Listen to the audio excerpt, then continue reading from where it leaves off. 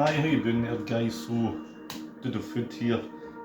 So tonight we're going to make a flapjack with chocolate and orange. So here it goes. So first of all, you've seen the picture of the ingredients. Again, not really going to measure this because you can do these things without measuring. So here we go.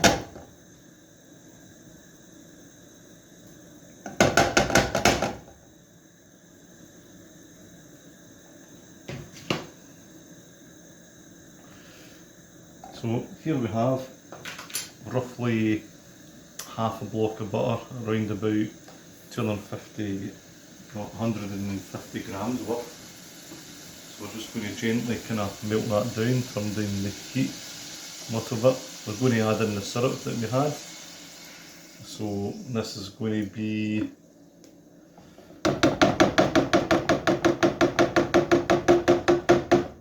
roughly 250 grams, but again, not the end of the world if it's not measured dead on, okay? In the meantime, I've also greased a tray for put into the oven, okay, once we've made our mixture. Just going to add in a little bit more syrup.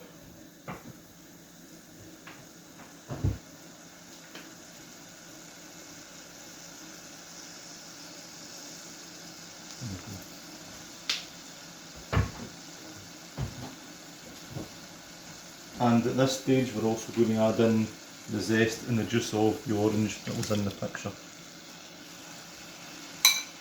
And then what will happen with this is that the flavour of the orange will infuse into the butter and the syrup. So this dish is not a long one to do.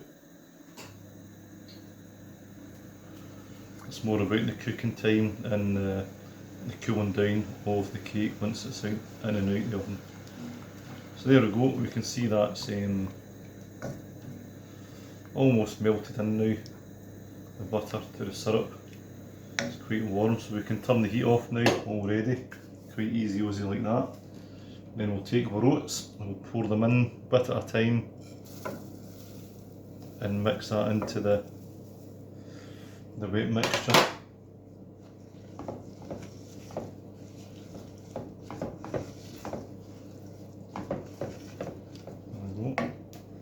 So again, we're looking at probably roughly about 250 grams of the porridge oats. So you can see it does take quite a lot, and you can see this is still quite a wet mixture. So you want it fairly dry.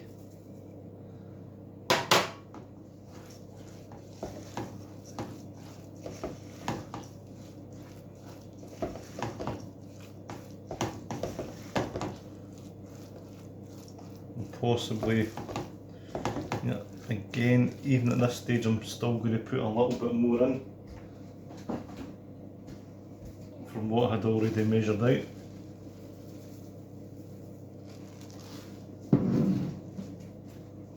So you can start thinking, oh no, there's too much in here, but in all honesty there's not.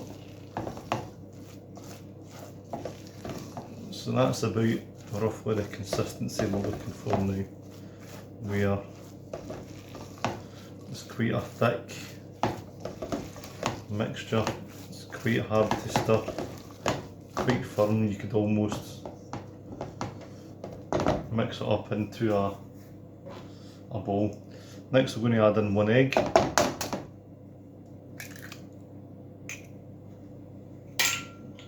Gently mix that in.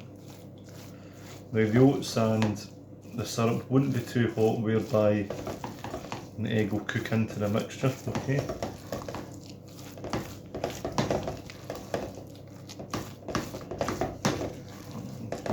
Do that. She's getting a bit more stiffer again, but that's alright. That is absolutely not a problem.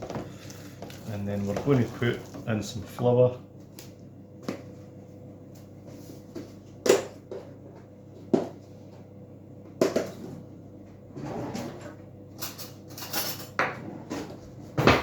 roughly just about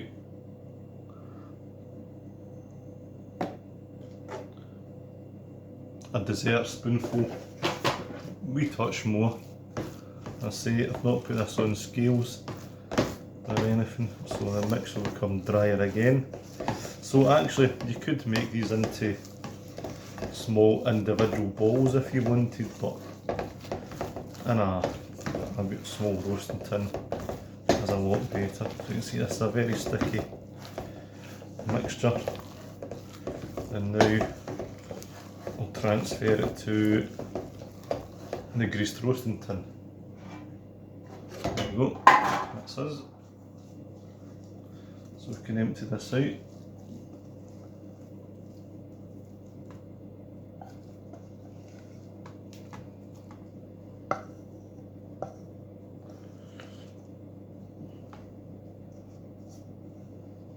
Try and get as much out of the mixture as possible. And you will need to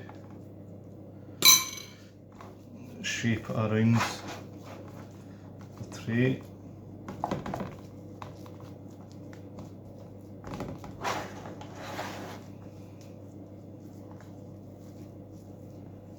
So almost there, so the oven's on. That'll roughly between 180, 160 degrees. So not too high a heat, just a generic heat. You know, and if your oven's quite a fierce heat, you can put it on to a middle shelf so it doesn't burn or cook too quickly on the top. So nearly there.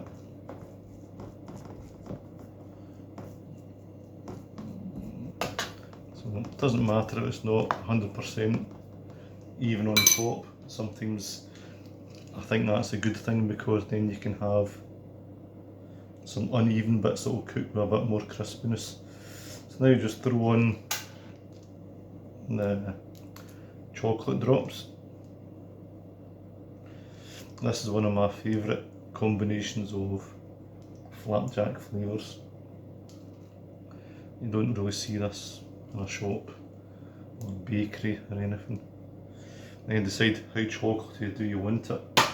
I like it quite a bit. So that's it. Chocolate orange flapjack. Now it's going into the oven.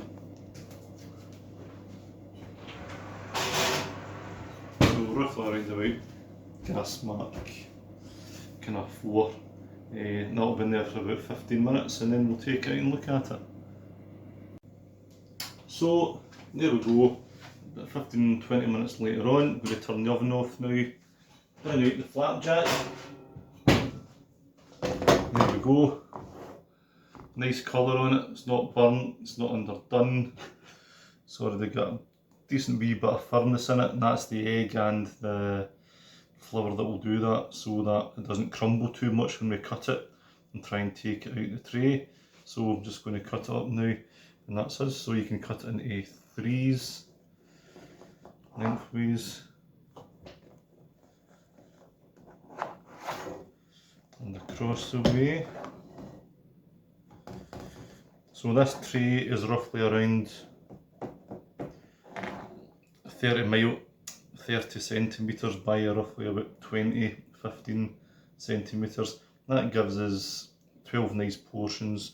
I'm going to let it cool down now for a good while before taking out the tray, or otherwise it will just kind of break up and crumble while it's kind of sitting in there. So thanks for watching, guys. If you like it, press like on the YouTube channel, and if you want to ask me to make so on as well, put in your comments, and that'll be much appreciated.